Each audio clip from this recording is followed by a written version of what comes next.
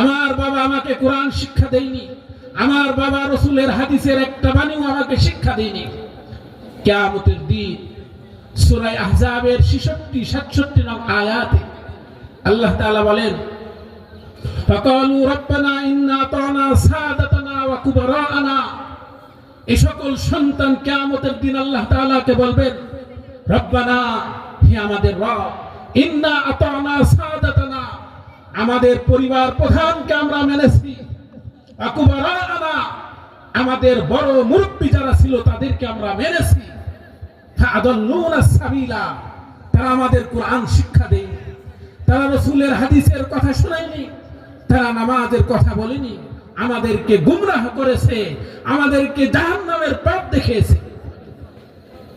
রব্বানা আতিহিম দি'ফাইনি মিনাল আযাব, আল্লাহ আমাদেরকে জাহান্নামে যে শাস্তি দেওয়া হবে এর থেকে দ্বিগুণ শাস্তি তুমি আমাদের পরিবার প্রধানকে দিয়ে দাও।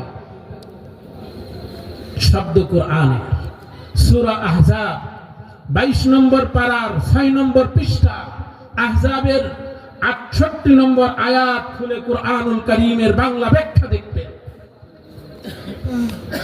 ওয়ালানাহুম লানান কাবীরা, এবং এদেরকে সবচেয়ে বড় লানত এবং অভিশপ্ত করে।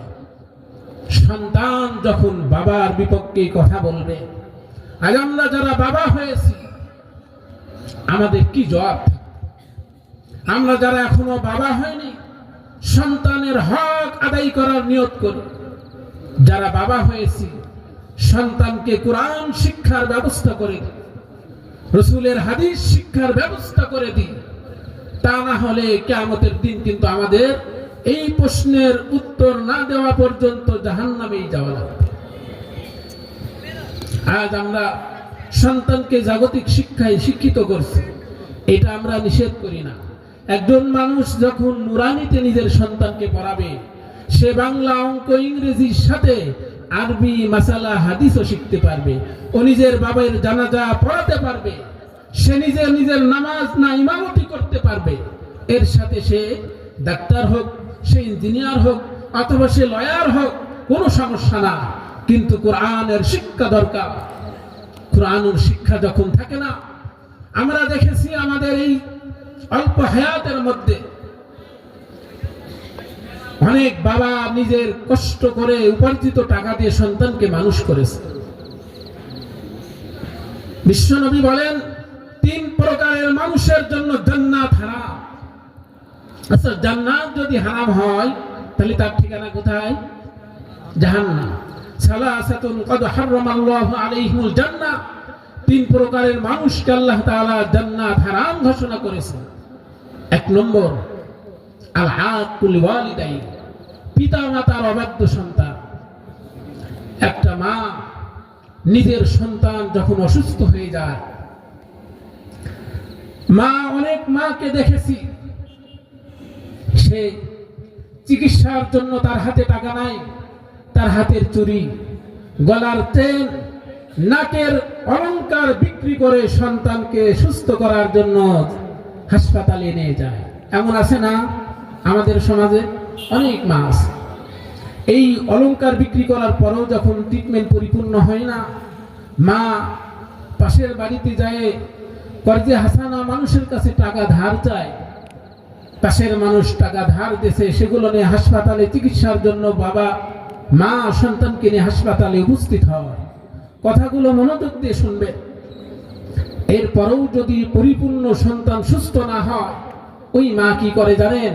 নিজের এলাকা ছেড়ে অন্য জায়গায় গিয়ে হাত পাতে, লজ্জা শরম সব মাটির নিচে দাফন করে ওই সন্তানকে সুস্থ করার জন্য সব লজ্জা বাদ দিয়ে ভিক্ষা করে, টাকা নিয়ে আসে, সন্তানকে সুস্থ করে। ওই সন্তান আস্তে আস্তে একটা চাকরি পায়, বিবাহ করে, তখন কি অবস্থা হয়? ওই সন্তানকে স্ত্রী বলে একটা, যে তুমি তোমার মাকে আলাদা করে দাও, অথবা ওই মার ঝামেলা বুঝা আমি টানতে পারবো না, তাকে বৃদ্ধাশ্রমে পাঠিয়ে দাও। কত জাগতিক শিক্ষা ভাইদেরকে দেখেছি, যেই মা তার জন্য না খেয়ে চোখে পানি ঝরে মানুষ বানিয়েছে, সেই মাকে সেই মায়ের ঘর থেকে বের করে বৃদ্ধাশ্রমে দিয়ে আসছে। আমার চোখের সামনের কথা, এটা আমি অলৌকিক কোনো কাহিনী বলছি না, এমন ঘটে কিনা। যেই বাবা নিজে এক একটা ইট গেঁথে গেঁথে ওয়াল করেছে, বাড়ি করেছে, সেই বাবাকে তার ঘর থেকে বের করে বৃদ্ধাশ্রমে পাঠাই দেয়, খাঁচার মধ্যে বন্দী করে রাখে। এর থেকে বড় কষ্ট বাবার আর কি হতে পারে? সাবধান, এই যে বৃদ্ধাশ্রমে যাচ্ছে, এর পিছনে আমাদেরও দোষ আছে। আমরা তাকে কোরআনের শিক্ষা দেই, আমরা তাকে রাসূলের হাদিসের শিক্ষা দিই। কারণ বিশ্বনবী বলেছেন, আল জান্নাতু তাহতা আকদামিহিমা, তোমার জান্নাত তো তোমার পিতামাতার পায়ের নিচে।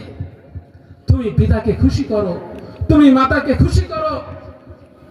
রিজার রব বিরিজা ওয়ালিদাই আসাখাতুহু বিসাখাতিল ওয়ালিদাই, পিতামাতা খুশি হলে আল্লাহ খুশি হয়ে যায়।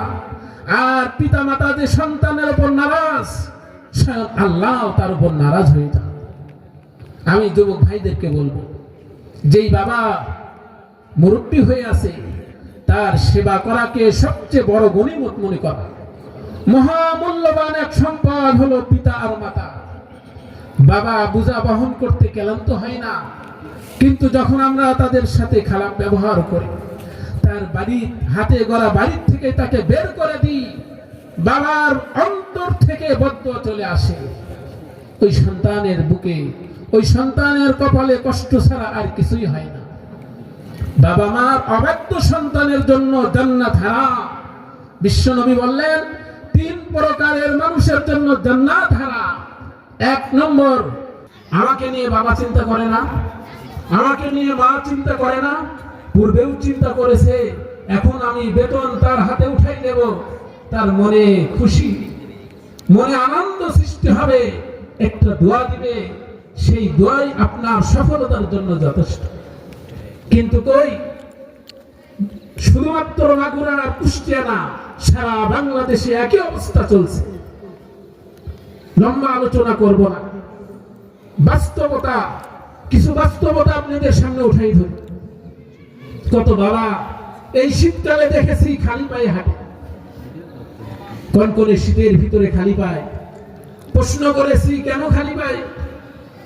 অনেক গরিব মানুষ আছে, বলে আমি যদি স্যান্ডেল কিনে 100 টাকা জোড়া নিবে, আমার ছেলের খাতা নাই, আমার মেয়ের কলম নাই, আমি যদি স্যান্ডেল বাদ দিয়ে খাতা কলম কিনে দিই, তারা মানুষ হয়? কত বাবা খালি পায়ে হাঁটে।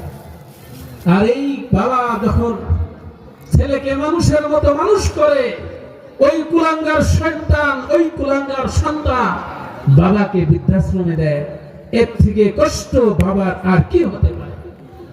শুধুমাত্র চোখে জল আসে না, চোখ দিয়ে জল শেষ হতে হতে চোখ দিয়ে রক্ত আসা শুরু হয়।